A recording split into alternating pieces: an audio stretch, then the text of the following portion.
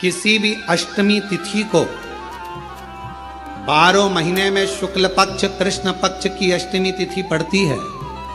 यदि किसी भी अष्टमी तिथि को अगर किसी ने नियम बनाया 5 अष्टमी का, 8 अष्टमी का, 7 अष्टमी का, एक कनेर का पुष्प शिवजी के शिवलिंग को समर्पित करना, अशोक सुंदरी के स्पर्श करना, और जो जलाधारी होती है, जैसे ये शिवलिंग है, ये जलाधारी है, तो पहले शिवलिंग पर स्पर्श, फिर अशोक सुंदरी का स्पर्श, फिर जलाधारी पर कनेर का पुष्प शिव जी की ओर मुख कर कर, अर्थात जैसे मानो ये कनेर का पुष्प है, तो ऐसा शिवलिंग का स्पर्श करते हुए जलाधारी पर जो समर्पित करता है, भगवान शंकर उसके मन की कामना को पूर्ण जरूर करते हैं। एक कनेर का पुष्प, उसका एक स्वरूप है, उसको जाना, उसको पहचानना सरल नहीं है। जो हनुमान को जाना गया, जो शिव को जाना गया,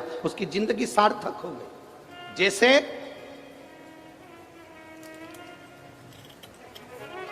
आप एक बेलपत्र,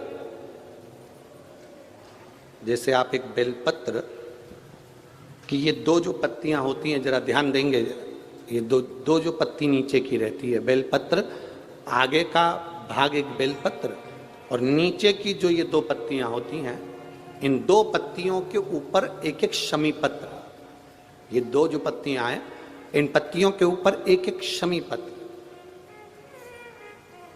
और लाल चंदन, ये रखकर कितना भी रोगीला व्यक्ति हो, रोग से ग्रसित व्यक्ति हो, जिंदगी में कितना ही दुख पड़ रहा हो, बेलपत्र की ये दोनों पत्ती, जिसके ऊपर शमी पत्र रखकर, लाल चंदन रखकर, श्री हनुमान जी महाराज और हनुमान जी महाराज के तीसरे नंबर के भाई श्री गतिमान जी, हनुमान जी कितने भाई हैं? 6।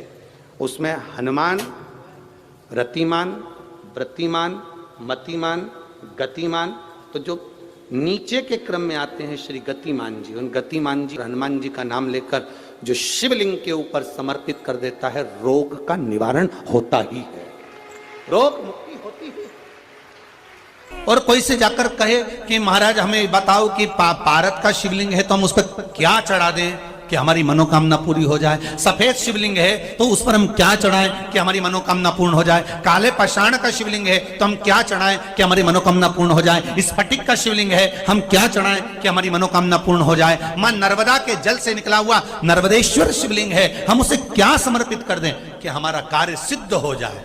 भगवान का एक नाम है अघोर, ब्रह्मा जी को दर्शन दिया, अघोर मतलब सिद्ध नाम, सिद्ध करने वाला, कार्य की सिद्धता देने वाला।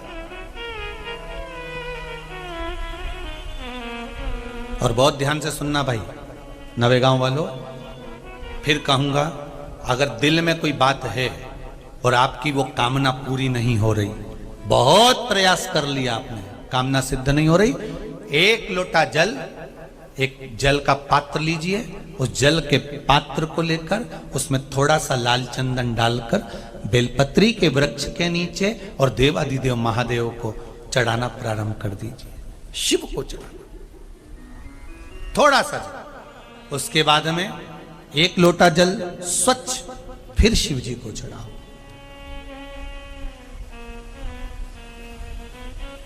प्रयास करो बेलपत्री मिले, उस बेलपत्री पर लाल चंदन 3 पत्तियों पर लगाकर, लाल चंदन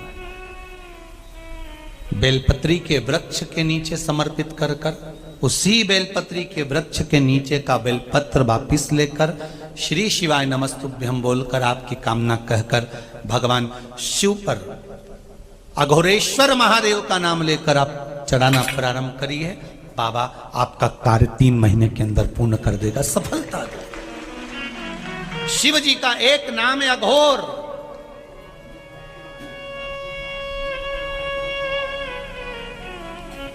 ईश्वर, तत्पुरुष, शिव का एक।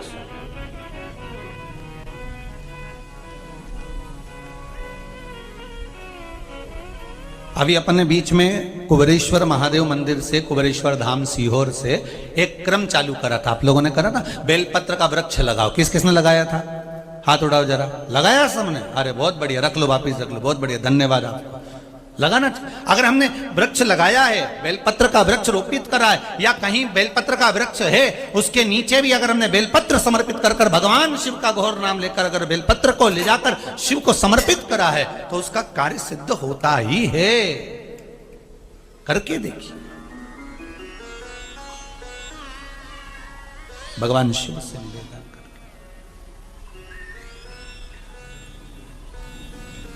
महाराज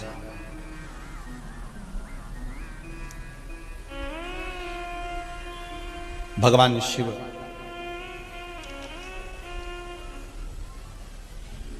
वो साधारण नहीं, पूरे संपूर्ण विश्व का कल्याण करने वाला।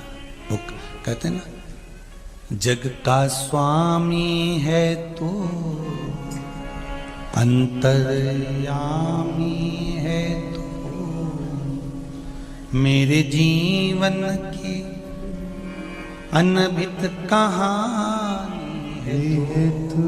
मेरा शंभु पूरे संपूर्ण का, पूरे ब्रह्मांड का, पूरे विश्व का और चराचर जीवों का, संपूर्ण जीवों का वो स्वामी।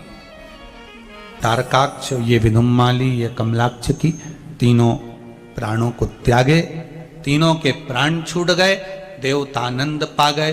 शंकर जी का नाम पशुपतिनाथ पड़ गया, भगवान शिव का एक नाम पशुपतिनाथ अर्थात भरण पोषण करने वाले शिव हो गए।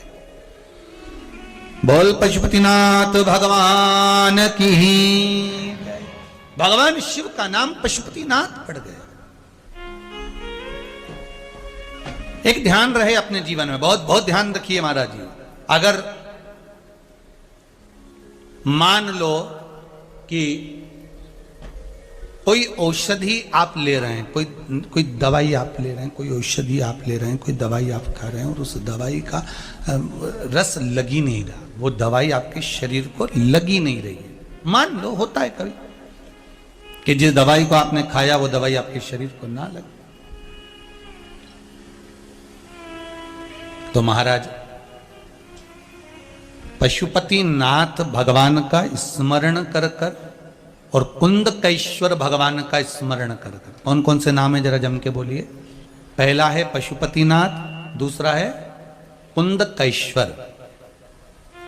ये दोनों भगवानों का नाम लेकर अगर शरीर में दवाई नहीं लग रही है तो उस दवाई का प्रयोग, उस दवाई को खाने से पहले दोनों मेरे शंकर भगवान का नाम लेकर, पशुपतिनाथ भगवान का और कुंदकेश्वर भगवान का नाम लेकर उस दवाई को अगर खाना प्रारंभ करेंगे तो वो शरीर को लगना प्रारंभ हो जाएगी और रोग धीरे धीरे धीरे धीरे समाप्त की ओर हो जाएगा। समाप्त। दो नाम है, पहला नाम क्या है? पशुपतिनाथ। दूसरा नाम क्या है? कुंदकेश्वर। शिव के दोनों नामों का स्मरण कर आप औषधि लें, आप दवाई ले रहे हैं, पर इन दोनों के नाम का स्मरण कर कर लेंगे तो वो औषधि शरीर को, इंद्रियों को, इस शरीर को लगना प्रारंभ हो जाएगा। शंकर महामृत्युंजय हैं, मृत्यु को जीतने वाले हैं। शंकर का नाम लेकर जिस कार्य को करना चाहेंगे वो कार्य आपका सफल होता चले जाएगा। जिस कार्य को आप करेंगे वो सफलता की ओर। महाराज आगे माँ जगत जननी पार्वती के तन पर उपटन लगा, उस उपटन को, माता पार्वती के शरीर के उपटन को निकाल कर माता ने एक पुतला का निर्माण करा। उस पुतले को देखकर सखियों ने कहा, सखी अगर इसमें प्राण आ जाए तो माता पार्वती ने हाथ में जल लेकर उस पर जल छीटा, उसमें प्राण उत्पन्न हो गए। उसका नाम विनायक रख दिया। भगवान श्री गणेश जी महाराज पधार रहे हैं। भाव भक्ति से आनंद लेते हुए आज की कथा के विराम